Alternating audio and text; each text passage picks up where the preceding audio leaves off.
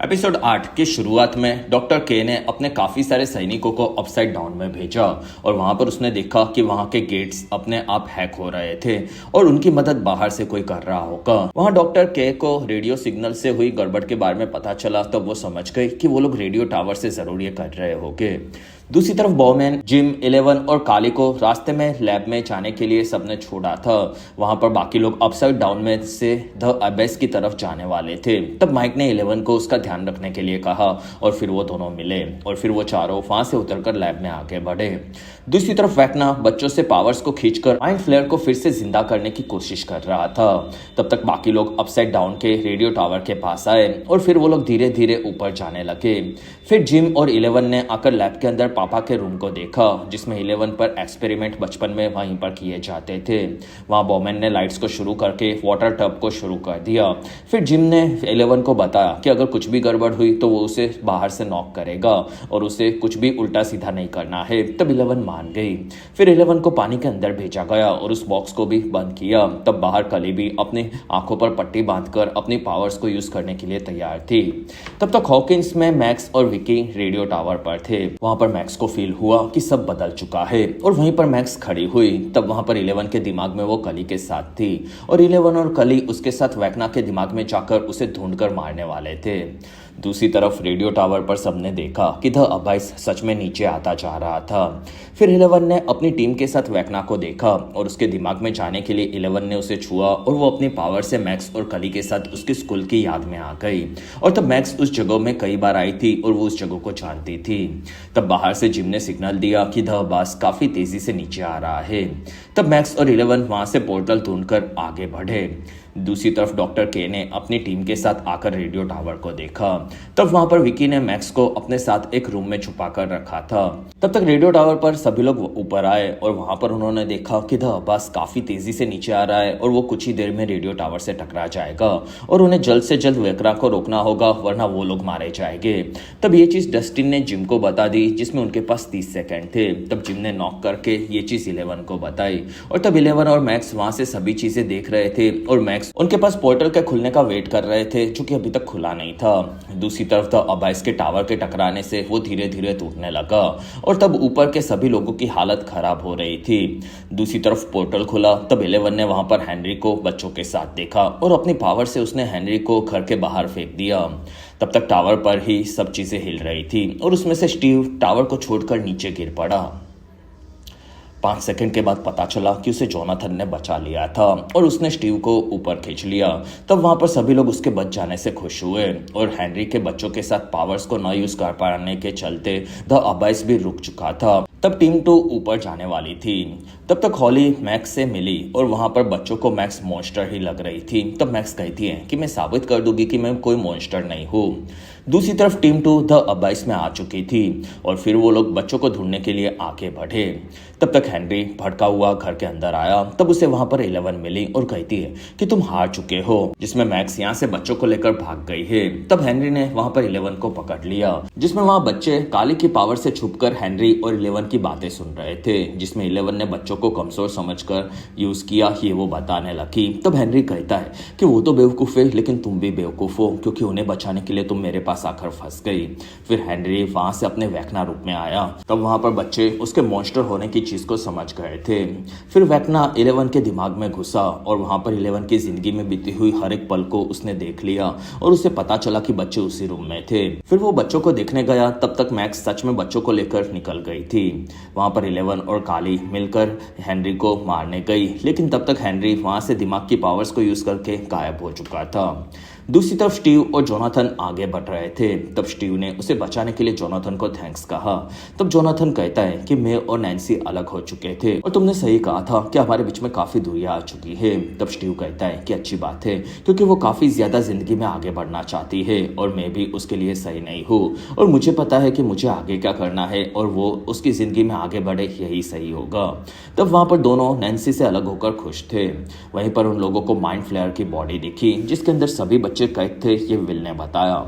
तब तक जिम के पास में गड़बड़ होने लगी और वहां पर हेनरी उसके दिमाग में घुस चुका था। तब हेनरी ने वहां पर कली और इलेवन की बातें भी उसे दिखाई, जिसमें कली चाहती थी कि इलेवन सबको बचाने के बाद खुद की जान उसके साथ दे दे, जिससे हमेशा के लिए इन चीजों को बंद कर दिया जा सके। वहीं पर हेनरी आकर जिम को डराने लगा। तब जिम इलेवन के बारे में सोचकर काफी डर रहा था। तब वहां पर वेकना ने जिम को इलेवन मर जाएगी ये बोला और वो उसके सामने आया। तब जिम ने उस पर गोलियां चलाई, लेकिन वेकना के गायब होने पर वो गोलियां बॉक्स में इलेवन को लगी थी और तब जिम उस बॉक्स को तोड़ने लगा और उसी के चलते दूसरी तरफ इलेवन, मैक्स और कली जंगल में से गायब हो चुकी थी। तब प्रेजेंट में जिम ने इलेवन को बचा लिया था, लेकिन उसे कोई गोली नहीं लगी थी, जिसमें वेकना ने बस जिम के दिमाग में वहम डाला था। तब जिम दुखी हुआ और इलेवन इस चीज से भड़की हुई थी। तब तक डॉक्टर के ने भी मैक्स और विकी को ढूंढकर पकड़ लिया था। फिर उन्होंने बेसमेंट में आकर सभी चीजों को देखा, जिसमें वहां पर डॉक्टर के को उन बच्चों का पूरा प्लान मिल चुका था कि वो लोग क्या करने वाले थे।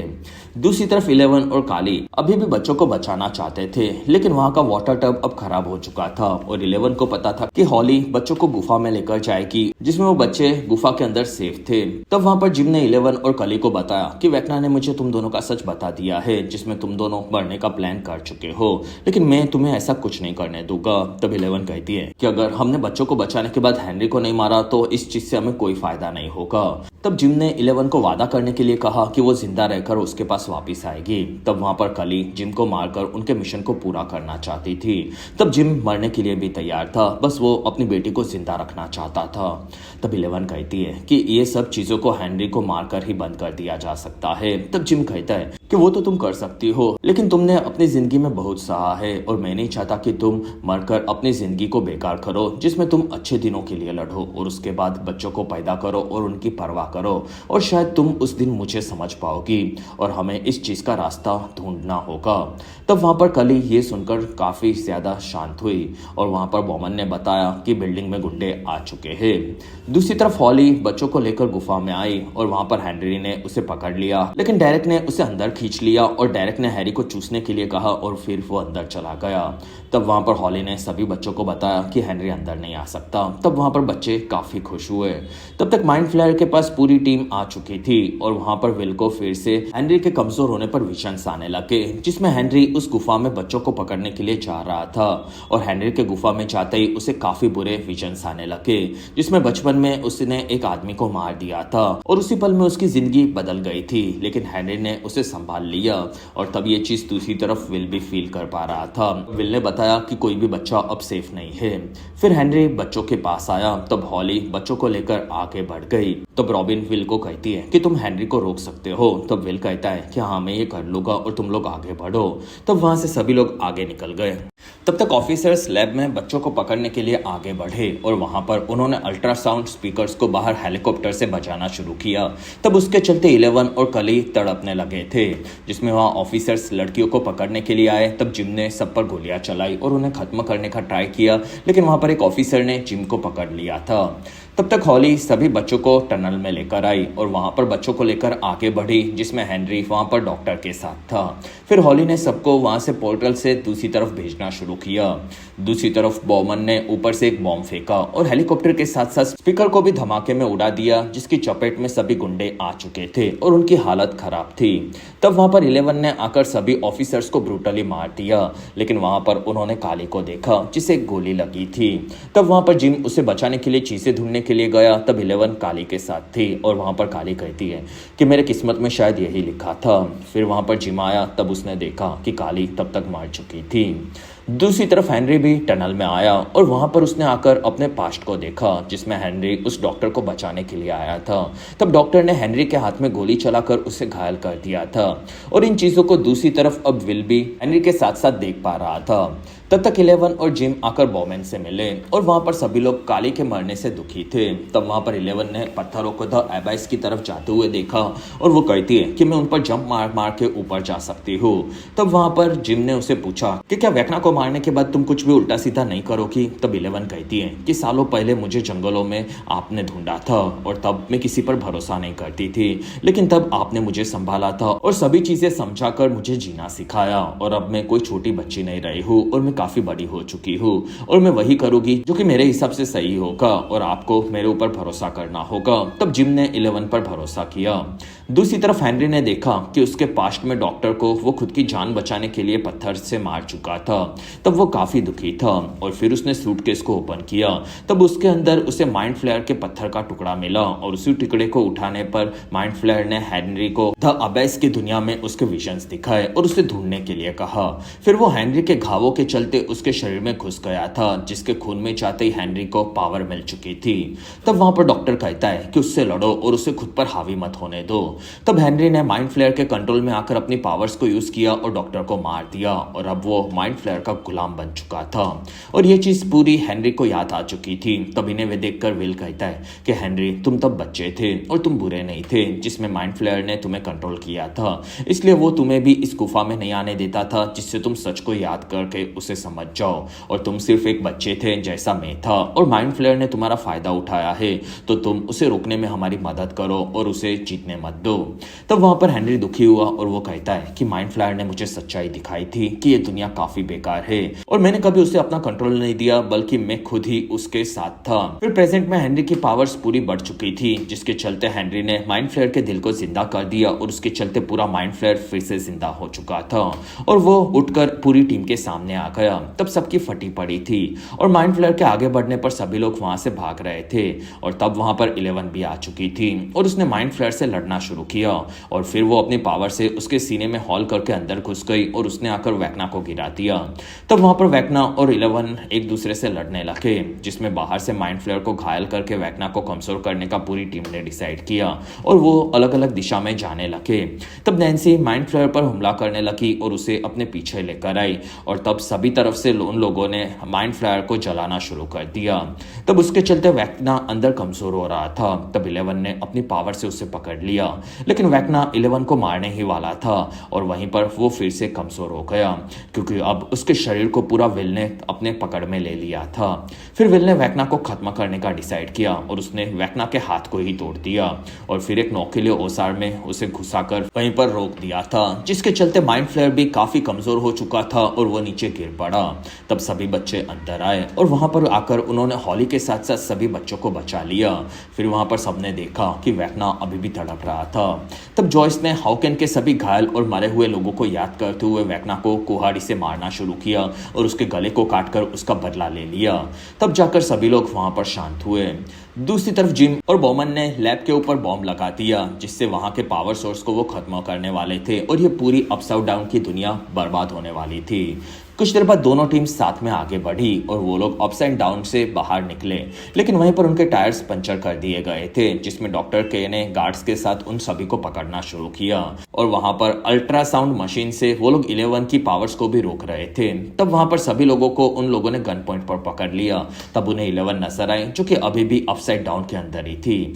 फिर 11 ने माइक के दिमाग में आकर उससे बात की और वो कहती है कि मुझे अब यहाँ से जाना होगा, वरना ये चीजें कभी भी खत्म नहीं होगी और ये लोग हमें ढूंढते रहेंगे। तब माइक कहता है कि हम लोग साथ में कोई रास्ता ढूंढ सकते हैं। तब 11 कहती है कि नहीं, सबको मेरी तरफ से थैंक्स और बाय कहना, जिसमें माइक तुम्हें ये मेरे लिए समझना होगा और तुम ये जरूर समझोगे क्योंकि हमेशा तुमने ही मुझे समझा है।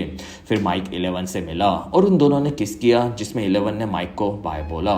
तब ये देखकर वहां पर सभी लोग दुखी हुए। दूसरी तरफ बॉम्ब फटा, जिसके चलते पावर सोर्स भी खत्म हो रहा था और उसी के चलते पूरी दुनिया के ये ब्रिज यानी कि अपसाइड डाउन को भी पावर सोर्स धीरे धीरे खत्म कर रहा था और तब वहां पर एक काफी बड़ा धमाका हुआ, जिसके चलते सभी लोगों के सामने अपसाइड डाउन पूरा खत्म होने लगा और उसके साथ साथ वहां पर 11 भी हमेशा के लिए खत्म हो गई। फिर वहां पर सभी चीजें शांत हुई। तब सबने देखा कि अपसाइड डाउन में जाने का पोर्टल भी अभी इस दुनिया से गायब हो चुका है। तब वहां पर सभी लोग काफी ज्यादा दुखी हुए और माइक का दिल 11 के मरने से अब पूरी तरह से टूट चुका था। फिर कहानी 18 महीनों के बाद की देखने मिली, जिसमें अब सभी लोग जिंदगी में आगे बढ़ चुके थे और शहर में से अब मिलिट्री पूरी तरह से चली गई थी, जिसमें आज स्कूल में सभी बच्चों का ग्रेजुएशन डे भी था। और फिर हमें मैक्स और लुकास नजर आए, जिसमें मैक्स अब पूरी तरह से ठीक हो चुकी थी। फिर लुकास उसके लिए काफी खुश था और वहां पर दोनों ने किस किया, लेकिन अभी भी माइक पोर्टल वाली जगह पर हमें दुखी नजर आया और तब उसे वहां पर आकर जिम मिला, जिसमें माइक 11 के लिए दुखी था और वो अब जिंदगी में आगे बढ़ना नहीं चाहता था, क्योंकि वो इलेवन के बिना इस चीज़ के लिए तैयार नहीं था और वह इलेवन के साथ हमेशा रहना चाहता था, जिसमें वो दोनों झरने के पास के किसी शहर में साथ में रहने वाले थे, जिससे वो लोग शांति से जी सके।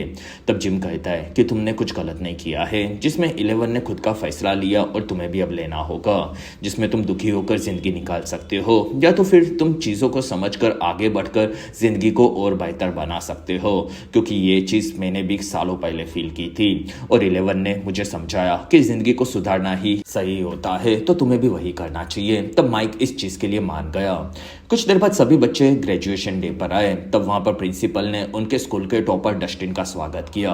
तब डस्टिन ने स्टेज पर आकर बताया कि इस शहर में मुझे कई चीजें मिली है, जिसमें इस शहर में हमें काफी खतरा मिला और हमारी जिंदगी खत्म होते होते रह गई, लेकिन फिर भी मेरे खास दोस्तों के चलते मुझे ये बुरी दुनिया में भी काफी बेहतरीन चीजें सीखने मिली और मेरे कई सारे अच्छे दोस्त भी बने, जिसमें प्रिंसिपल ने इस स्कूल के बच्चों को काफी परेशान किया है, तो मैं नहीं चाहता था कि वो आगे ऐसा करे और भाड़ में जाए ये स्कूल। तब ये सुनकर वहां पर सभी बच्चे काफी खुश हुए, जिसमें डस्टिन अब जिंदगी में आगे बढ़ने वाला था। फिर वहां पर सभी लोग आकर उनसे मिले। तब वहां पर डस्टिन को आकर स्टेसी भी मिली और वो उसकी स्पीच की तारीफ करने लगी और उसने डस्टिन को रात को उनके घर पर पार्टी में बुलाया। तब वहां पर सभी लड़के वहां पर जाने के लिए एक्साइटेड थे, लेकिन वहां पर माइक के पास उनके ग्रुप का और एक प्लान था। दूसरी तरफ रॉबिन, जोनाथन, स्टीव और नैन्सी शाम को मिले, जिसमें वो चारों भी शहर को छोड़कर अपनी नई नई जॉब को शुरू कर चुके थे और वहां पर स्टीव एक टीचर बन चुका था, जिसमें वो बच्चों को पढ़ाता था और जोनाथन ने उसके काम के बारे में बताना शुरू किया, जिसमें वो एक मूवी लिख रहा था और वो उस मूवी को डायरेक्ट भी करना चाहता था, जिसमें रॉबिन एक गर्ल्स स्कूल में बच्चों को पढ़ाती थी और फिर वहां पर नैन्सी ने बताया कि वो दुनिया देखना चाहती है और इसी वजह से वो सभी शहरों में घूमकर छोटे मोटे काम करती है, क्योंकि उसे यही करना पसंद है। फिर चारों ने ऐसे हमेशा मिलते रहने का डिसाइड किया। फिर हमें शाम को जिम और जॉयस एक रेस्टोरेंट में नजर आए, जिसमें अब बच्चे पढ़ने के लिए जॉयस को छोड़कर जाने वाले थे और इसी वजह से जिम जॉयस के लिए काफी खुश था, क्योंकि उसने बच्चों को काफी अच्छे से बड़ा किया था। फिर वहां पर जिम ने बताया कि उसे बड़े शहर में शेरिफ का काम मिला है और वहां पर ज्यादा पैसे और अच्छा घर भी उन्हें मिल सकता है, तो दोनों वहां पर अकेले होने के चलते जा सकते हैं। तब जॉयस इस चीज के लिए मान गई और तब जिम ने शादी के लिए जॉयस को वहीं पर प्रपोज कर दिया। तब जॉयस काफी खुश हुई और वो मान गई। तब वहां पर सभी लोग उनकी तारीफ करने लगे। फिर दोनों ने वहां पर साथ में डांस करना शुरू किया। तब तक हमें बाकी बच्चे घर पर D&D खेलते हुए नजर आए, जिसमें ये कहानी सीजन 1 में इसी जगह से शुरू हुई थी।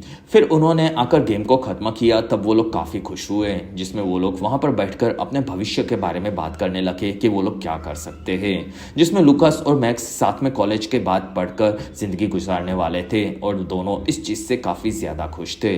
फिर डस्टिन जिंदगी में आगे बढ़कर कोई बड़ा साइंटिस्ट बन सकता था और वो स्टीव के साथ अपने हमेशा दोस्तों से मिलकर एंजॉय भी करता था और विल भी खुद की पहचान कर एक गे बन चुका था और इसी वजह से वो एक गे बार में नजर आया और वहां पर वो अपने जैसे दूसरे गे लोगों से मिलकर काफी खुश था।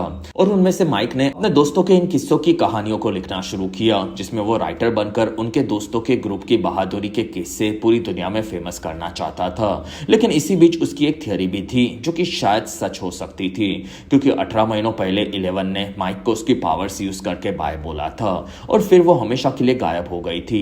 लेकिन उस वक्त पर वहां पर अल्ट्रासाउंड स्पीकर्स थे, तो इलेवन पावर्स को यूज नहीं कर सकती थी। इसमें ये चीजें शायद कली ने की थी, क्योंकि कली ने इलेवन और जिम की बातें सुनी। तब वो इलेवन के लिए काफी अच्छा फील करने लगी और फिर कली मर रही थी। तब उसने इलेवन को जिंदा रहने के लिए कहा, क्योंकि उसके नसीब में शायद यही लिखा था।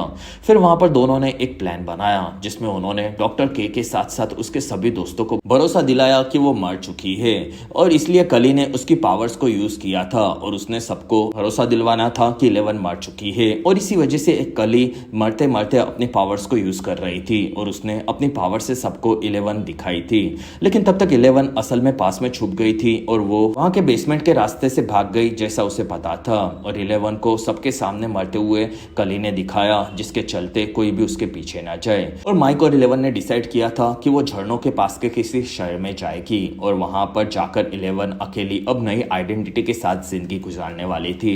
ऐसा माइक की थ्योरी थी। तब ये सुनकर सभी बच्चे काफी खुश हुए और वो लोग 11 ऐसे ही जिंदगी बताते रहेगी ये सोचकर अपने दोस्त के लिए खुश होने लगे। फिर वहां पर बच्चे खाना खाने के लिए ऊपर जाने लगे। तब होली और डेरेक बाकी दोस्तों के साथ वहां पर आए और उन लोगों ने वहां पर D&D खेलना शुरू किया। तब उन्हें देखकर माइक खुश हुआ क्योंकि अब उनकी जगह नए बच्चों दोस्त बन चुके थे।